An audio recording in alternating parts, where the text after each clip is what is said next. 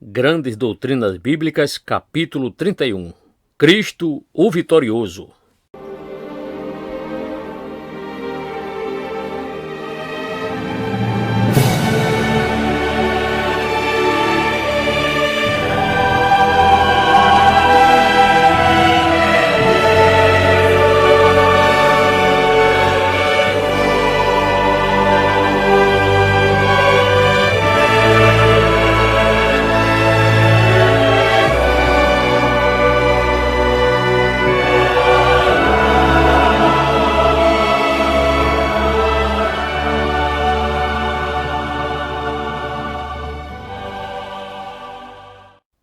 Já apresentamos uma exposição do que sempre foi a interpretação tradicional protestante da doutrina da expiação, ou seja, que ela é substitutiva e penal e que os nossos pecados foram realmente punidos em nosso Senhor, em seu corpo, na cruz. Consideramos também algumas objeções a esse respeito da expiação e respondemos a tais objeções. E agora, neste ponto, devemos voltar à consideração de certos resultados desta obra de nosso Senhor. É bastante difícil saber como expor esta questão dos resultados e parece-me, depois de muita consideração, que talvez a melhor forma de expô-la seja esta. Há certos resultados da obra de nosso Senhor que podem, provavelmente, ser mais convenientemente considerados como uma parte de sua obra. Noutras palavras, aos que diriam que, como uma parte de nossa doutrina da expiação, devemos considerar certas questões adicionais além daquelas que já temos enfatizado.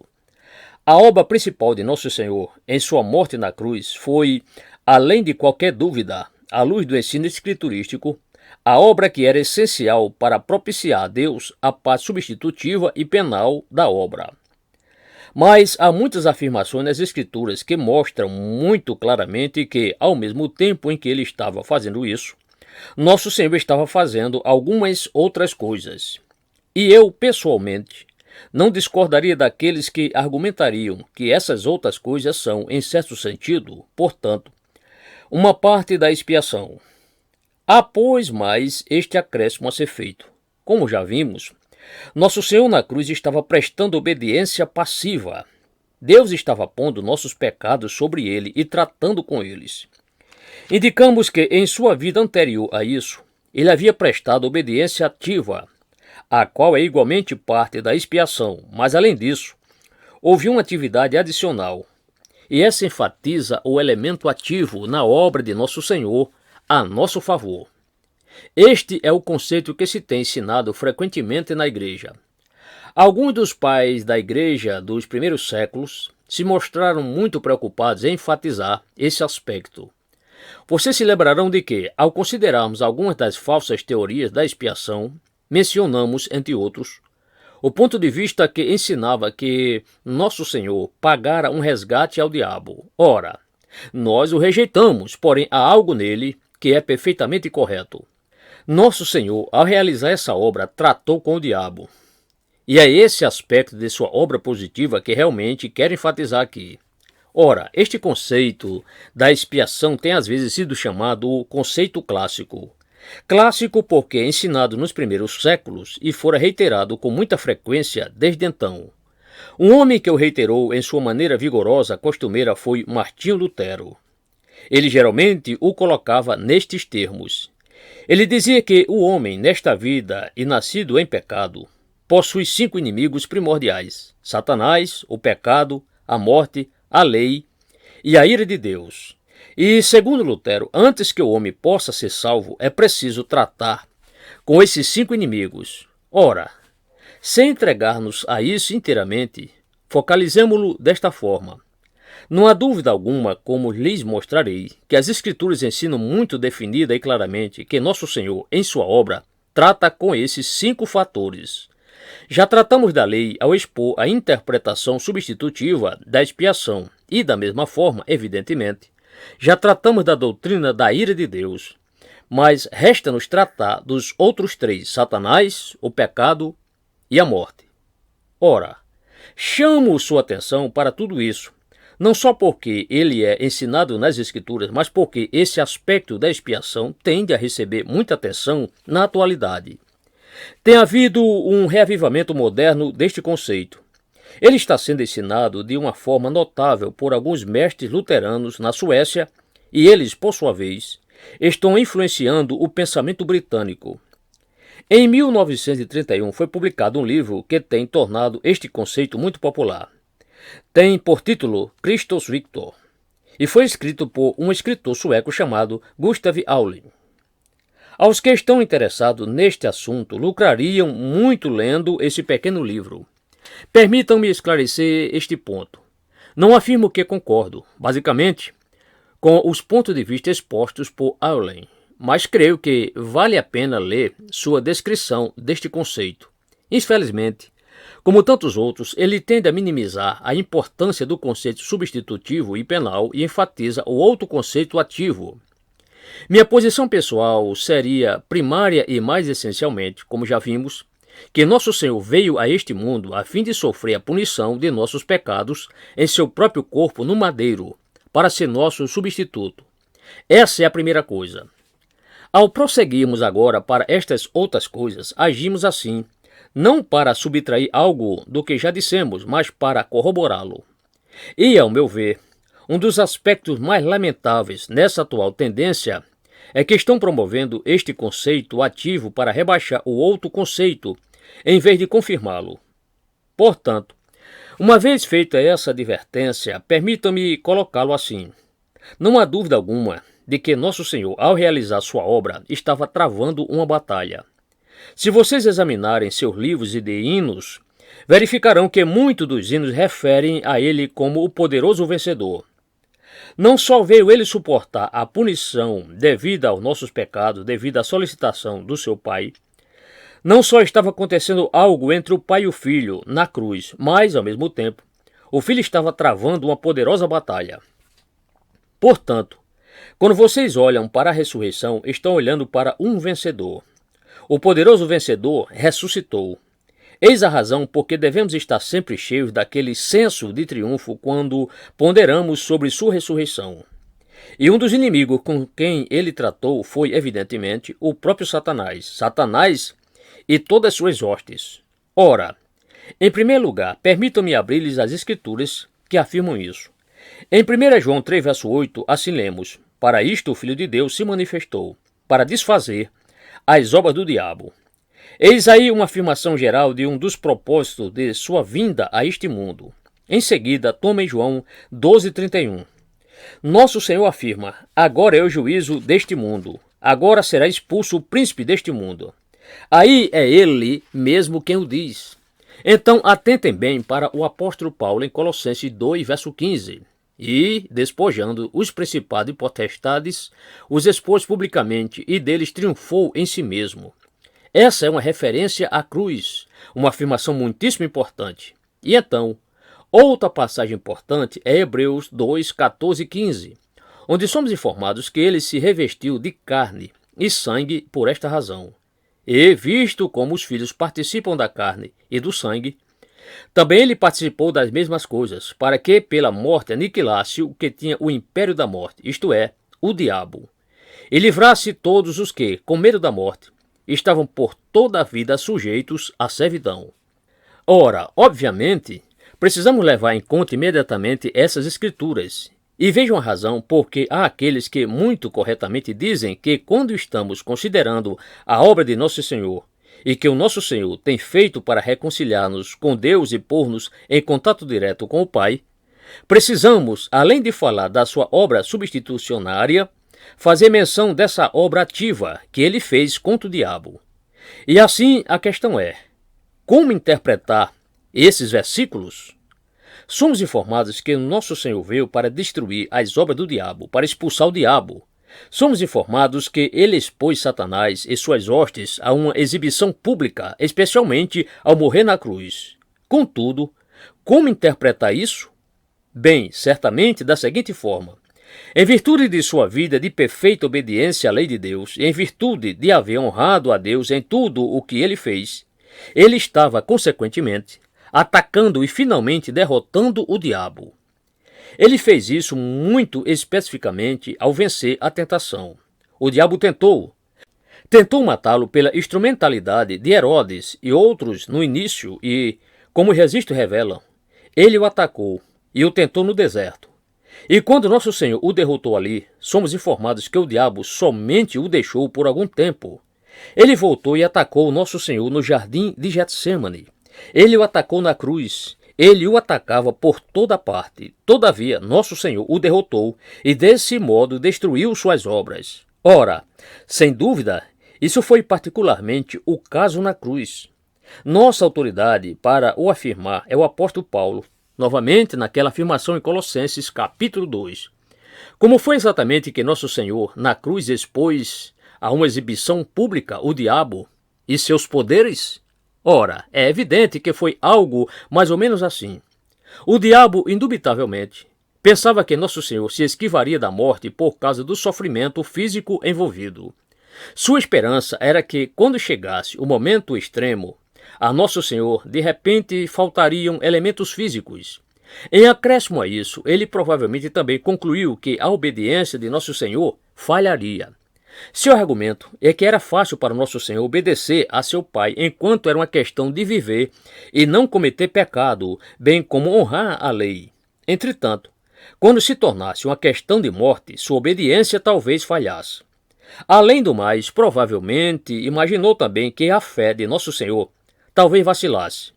Existe certo fundamento para isso. Foi algo tremendo, como já vimos, que nosso próprio Senhor, lembre-se, na oração sacerdotal, orou a seu Pai, dizendo: glorifica teu filho, para que também o teu filho te glorifique a ti. João 17:1. Indubitavelmente, ele estava rogando a Deus que o fortalecesse para que pudesse glorificar plenamente o seu nome.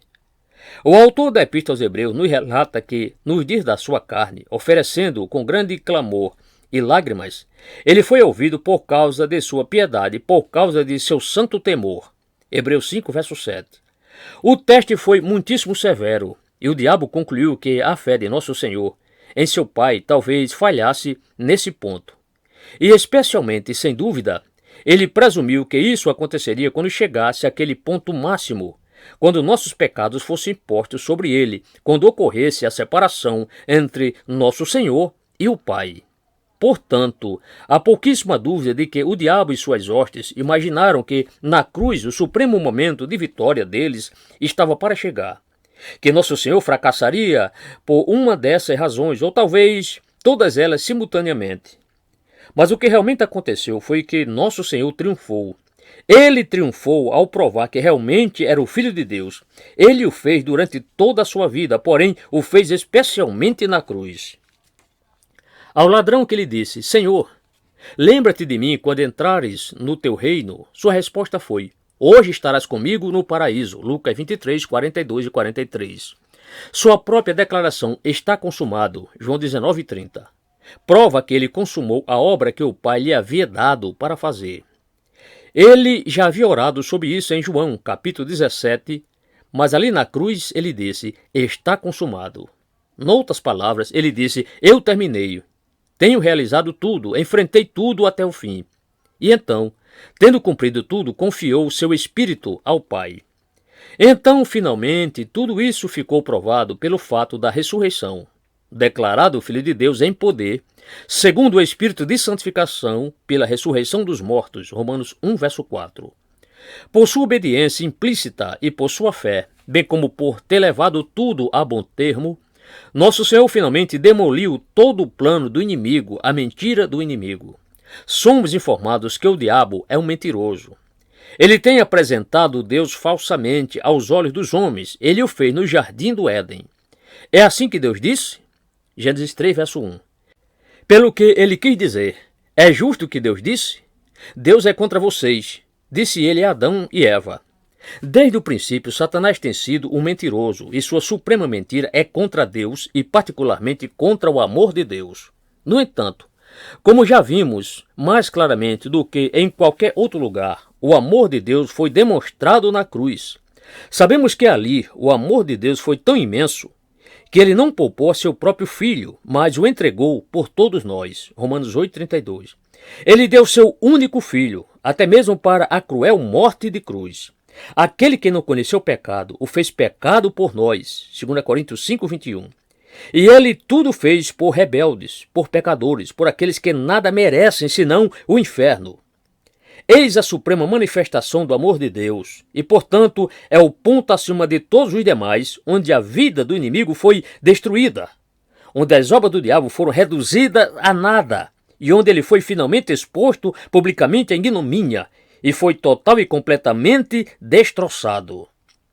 Assim, pois, devemos enfatizar que na cruz nosso Senhor estava fazendo tudo isso. Mais ainda, notem bem, não mencionei o que nos informa Hebreus 2,14 e não mencionei sobre esse tópico porque decidi abordá-lo dentro do meu próximo tópico, o qual é: nosso Senhor não só venceu o diabo, mas ele também aboliu a morte. Ora, a morte é um dos inimigos que o homem e mulheres pecaminosos sempre tiveram que enfrentar. Essa é a afirmação, evidentemente, que é feita em Hebreus 2, versos 14 e 15. E, visto como os filhos participam da carne e do sangue, também ele participou das mesmas coisas, para que pela morte aniquilasse o que tinha o império da morte, isto é, o diabo, e livrasse todos os que, com medo da morte, estavam por toda a vida sujeitos à servidão. Ora, obviamente, essa é uma afirmação muitíssimo importante, e muitas vezes ela tem levado pessoas a grande perplexidade. Perguntam: o que significa quando é dito que o diabo tem o império da morte? Pensávamos que o diabo era um usurpador e não tem absolutamente nenhum poder. Então, com que direito você afirma que é ele que controla o poder da morte? Consequentemente, vocês percebem onde a ideia granjeou aceitação, que foi ao diabo que o resgate foi pago. Foi em virtude de encararem esse versículo em Hebreus 2,14, que alguns pais da igreja primitiva diziam que o nosso Senhor pagou o preço do resgate a fim de libertar-nos do poder da morte. Eles o basearam nesse versículo, mas evidentemente deram-lhe uma falsa interpretação. Então, o que significa? Bem, com certeza significa o seguinte: o diabo, como vemos claramente, não só no livro de Jó, mas em todas as demais partes das Escrituras, só possui poder quando Deus lhe permite tê-lo. Ele não possui nenhum poder absoluto. Ele não possui nenhuma autoridade em si e por si mesmo, mas Deus lhe permite exercer certos poderes. E, indubitavelmente, um deles é esse poder sobre o domínio da morte. Eis a razão porque, noutros lugares, o diabo é descrito como o Deus deste mundo, 2 Coríntios 4, verso 4, e o príncipe da potestade do ar, o espírito que agora atua nos filhos da desobediência, Efésios 2, verso 2. Vocês podem avaliá-lo da seguinte forma: o homem, quando pecou, quando deu ouvidos à insinuação do diabo, afastou-se de Deus, caiu da genuína relação com Deus e daquela vida que gozara com Deus, e então caiu no domínio do diabo, na esfera em que o diabo já vivia. O próprio diabo, devido ter caído, caíra num estado de morte. Há uma referência em 2 Pedro 2, verso 4, a queda dos espíritos que são mantidos cativos em prisões. Essa é a mesma sugestão. O diabo, ao cair, tornou-se a cabeça daquela esfera que se achava fora da vida de Deus, e assim podemos descrevê-lo como o império da morte. Portanto, segue-se que quando Adão caiu, ele passou para o império da morte. Ele entrou para o domínio de Satanás, o qual é o domínio da morte. Satanás é aquele que reina sobre tudo que se acha coberto por essa morte final. E isso, penso eu, é o que quer dizer aqui pela expressão que o diabo tem o poder da morte. Permitam-me expô-lo ainda mais explicitamente. Cristo nos liberta desse poder da morte neste sentido. Paulo diz em 1 Coríntios 15, versos 56 e 57, ora, o aguilhão da morte é o pecado, e a força do pecado é a lei. Mas graças a Deus que nos dá a vitória por nosso Senhor Jesus Cristo. Isso significa que o elemento que realmente torna a morte terrível e o seu aguilhão tão poderoso é o pecado. Não é a morte em si mesma, porém o fato de que ela é a consequência do pecado. Noutras palavras, vocês e eu somos culpados sob a lei. E é esse o fato que torna a morte terrível, porque Para os não regenerados, a morte apenas significa que eles seguem em direção a essa condição infindável de morte espiritual fora da vida de Deus. E essa é a razão por que homens e mulheres fora de Cristo, ao longo de toda a sua existência, vivem sujeitos à escravidão mediante esse temor da morte. As pessoas que não creem em Deus e que não creem na realidade do pecado e do diabo, todavia odeiam a expectativa da morte. Por quê? Bem, apesar de suas mentes, elas possuem temor. Ele foi transmitido a toda a raça humana desde o princípio. Acreditam e estão certos que a morte é um inimigo, que a morte é algo terrível, que ela é um império que nos mantém agrilhoados à miséria e à infelicidade. E é o diabo que reivindica esse direito. Visto que nascemos em pecado, estamos debaixo da autoridade do diabo e debaixo do seu poder. E o que o nosso Senhor fez foi isto. Ele satisfez a lei. A lei não mais nos condena. Por isso, não somos mais condenados pela morte. E, portanto, saímos do território da morte, do território de Satanás e do pecado. Estamos livres desse outro inimigo que se chama morte. O autor da Epístola aos Hebreus ensina muito claramente que, ao morrer na cruz, nosso Senhor estava não somente vencendo Satanás, ele estava vencendo, isto é, abolindo a morte. Graças a Deus, diz Paulo, temos a vitória em Cristo. A morte perdeu seu terror. Onde está, ó morte, o teu aguilhão? Onde está, ó inferno, a tua vitória? 1 Coríntios 15, 55. Esse é o conceito cristão da morte. Podemos encará-la e falar nesses termos em virtude do que Cristo fez. A morte já perdeu seu terror em relação a nós. O diabo não nos pode mais aterrorizar-nos com ela, porque estamos fora do domínio da morte. Também estamos fora do domínio de Satanás.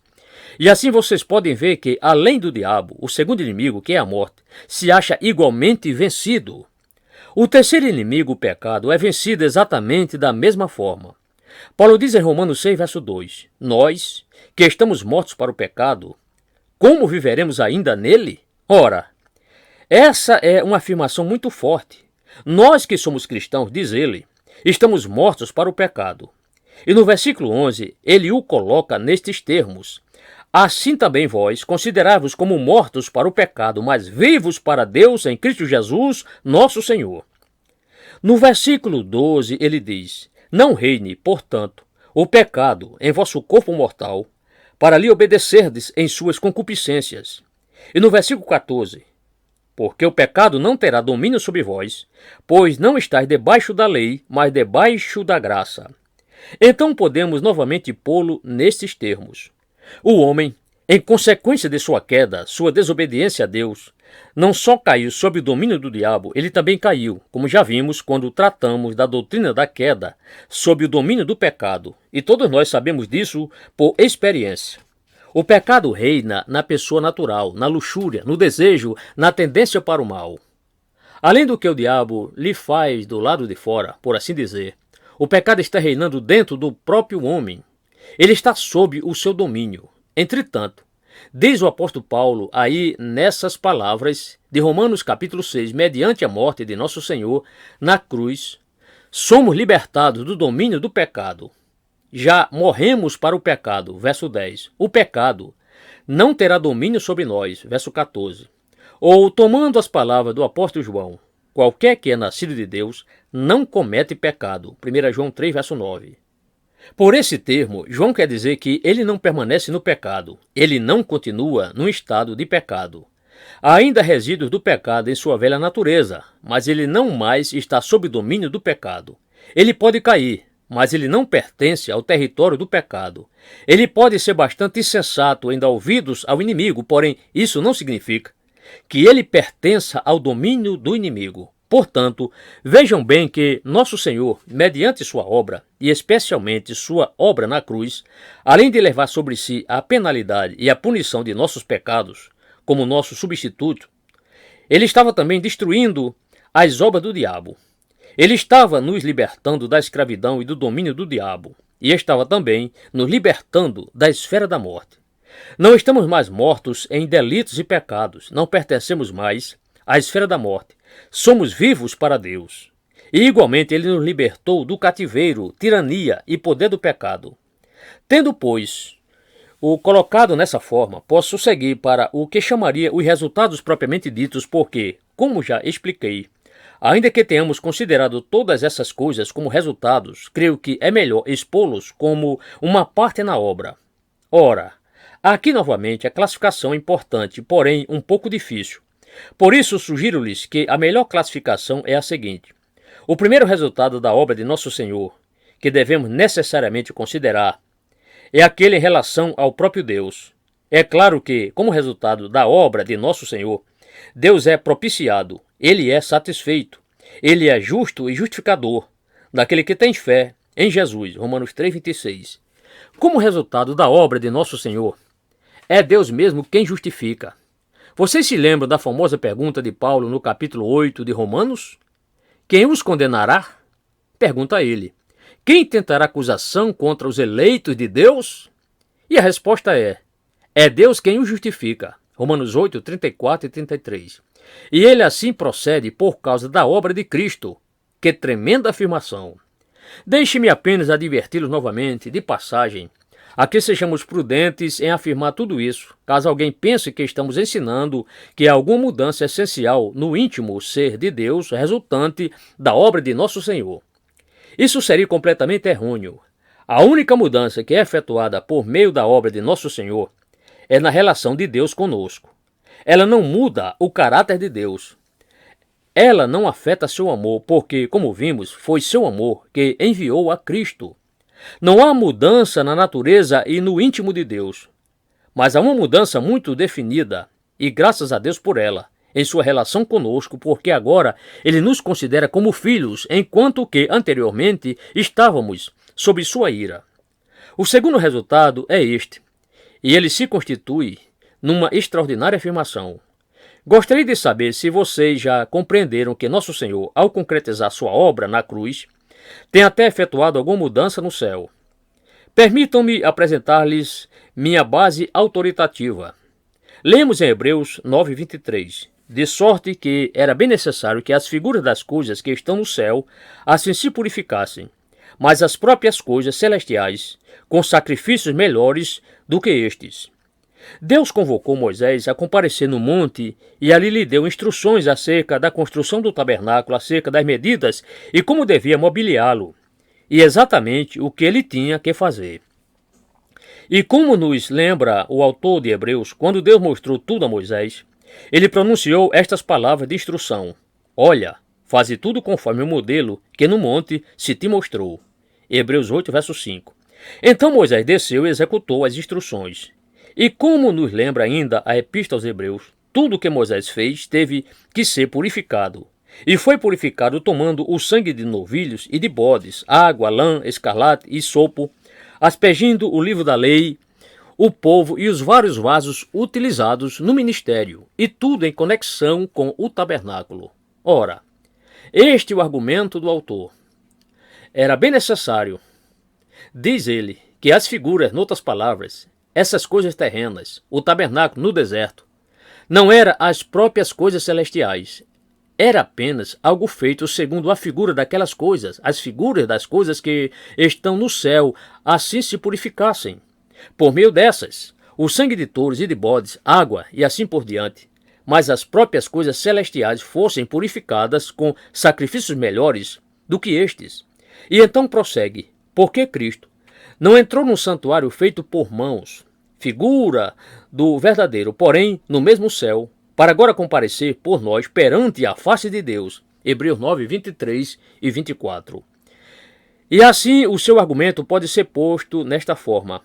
A figura foi purificada pelo sangue de touros e bodes, porém isso não é suficiente para purificar a coisa em si, o tabernáculo celestial. Isso precisa ser purificado por algo superior. E ele tem sido purificado por algo superior. Ele tem sido purificado pelo sangue do próprio Filho de Deus. Ele ofereceu seu próprio sangue. Peço-lhes que leiam novamente este capítulo 9 de Hebreus. Aliás, que leiam também o capítulo 8. Avance mais e leiam a epístola inteira, a fim de que possam apreender este argumento. Ele é uma afirmação muitíssimo gloriosa e uma das afirmações mais misteriosas da Bíblia inteira. Somos ensinados aqui de uma forma perfeitamente clara que era necessário que o lugar celestial mesmo fosse purificado, e que ele foi purificado pelo sangue de Jesus Cristo. Agora, a pergunta é: o que significa isso? Permitam-me ser bem franco e responder que há um sentido em que ninguém pode ser dogmático demais sobre a resposta a essa pergunta. Ao meu ver, porém, devemos dizer o seguinte: de alguma forma misteriosa há um tabernáculo nos lugares celestiais. Há afirmações sobre Nosso Senhor adentrando esse tabernáculo celestial, esse Santo dos Santos. Não digo que eu o entendo, mas as afirmações são feitas e por isso devemos crer que o que foi feito na terra foi feito segundo a figura daquilo que está no céu. E além do mais, podemos dizer isto: Satanás caiu do céu. Nosso Senhor diz: eu via Satanás como um raio cair do céu. Lucas 10:18. Satanás, segundo vimos quando estivemos considerando o ensino bíblico concernente a ele, era indubitavelmente o mais radiante dos anjos na presença de Deus. E quando ele caiu, quando ele insurgiu com orgulho e rebelou-se contra Deus, ele assim procedeu no próprio céu. E assim, parece-me, chegamos a um tipo de entendimento do que significa aqui a necessidade de purificar até mesmo o próprio tabernáculo celestial. De uma maneira que não podemos entender e que parece ser inescrutável, o mal afetou o próprio céu. Essa coisa vil, essa coisa infame que primeiro causou a queda de Satanás e então causou a queda do homem, introduziu, se permite o uso de tal linguagem, um gênero de impureza, inclusive no céu, no tabernáculo celestial, de alguma maneira. E à luz desse ensino, como o entendo, era necessário que Nosso Senhor purificasse e expurgasse dessa mácula o tabernáculo celestial. E a afirmação aqui é que realmente ele assim o fez. Isso, penso eu, nos ajuda a entender diversas afirmações com que nos deparamos nas Escrituras, tais como Colossenses 1:20, onde lemos: e que, havendo por ele feito a paz pelo sangue da sua cruz, por meio dele reconciliasse consigo mesmo todas as coisas, tanto as que estão na terra como as que estão nos céus. Através de Cristo, Deus vai reconciliar consigo mesmo todas as coisas, tanto as do céu como as da terra. Não estou insinuando que essa é a única explicação, todavia estou sugerindo que essa é uma parte da explicação. E assim somos confrontados por esta afirmação realmente espantosa e extraordinária de que Nosso Senhor, por assim dizer, tomou seu próprio sangue, entrou no próprio céu e o purificou dessa mácula, dessa infamante sujeira que foi deixada pela queda de Satanás. E dessa forma, finalmente, o céu, para usar a linguagem do autor de Hebreus, é inteiramente purificado, e todo o mal e todos os seus efeitos em todo lugar, tanto no céu como na terra, foram removidos. Insistirei novamente com vocês sobre a importância de conservar em mente este elemento adicional na obra de Nosso Senhor. Não devemos limitar nossa doutrina e nosso ensino concernente à obra de Cristo unicamente à sua ação como nosso substituto e portador do pecado. Lembremos-nos de que ele fez simultaneamente o que estivemos considerando com respeito ao diabo, o pecado e a morte. E se vocês concordam com Lutero de que a lei e a ira de Deus devem ser consideradas como inimigas contra nós, ele também tratou delas, e assim tudo quanto permanece entre nós e Deus já foi tratado e já foi removido. Pessoalmente, sempre me deleita pensar que Nosso Senhor tinha tudo isso em sua mente quando pronunciou aquelas belas e confortantes palavras que se encontram no início de João, capítulo 14. Não se turbe o vosso coração. Ele esteve justamente falando a seus discípulos sobre sua partida. Isto: não se turbe o vosso coração, diz ele, credes em Deus, crede também em mim. Na casa de meu pai há muitas moradas. Se não fosse assim, eu vos teria dito. Então prossegue. Vou preparar-vos lugar. João 14, versos 1 e 2. E eu creio que ele quis dizer que ia remover todo obstáculo que permanecia entre nós e o céu, e estar com Deus e desfrutar de sua gloriosa presença. Ele não poderia preparar uma mansão para nós no céu sem antes destruir as obras do diabo, destruir o pecado e seu domínio, destruir a morte e o túmulo. Além de satisfazer a justiça de Deus e a santa lei de Deus, e oferecer essa propiciação que removeu a ira de Deus, ele tinha que fazer tudo isso antes de poder preparar um lugar para nós no céu, e então voltar e receber-nos para si mesmo, para que onde ele está, estejamos nós também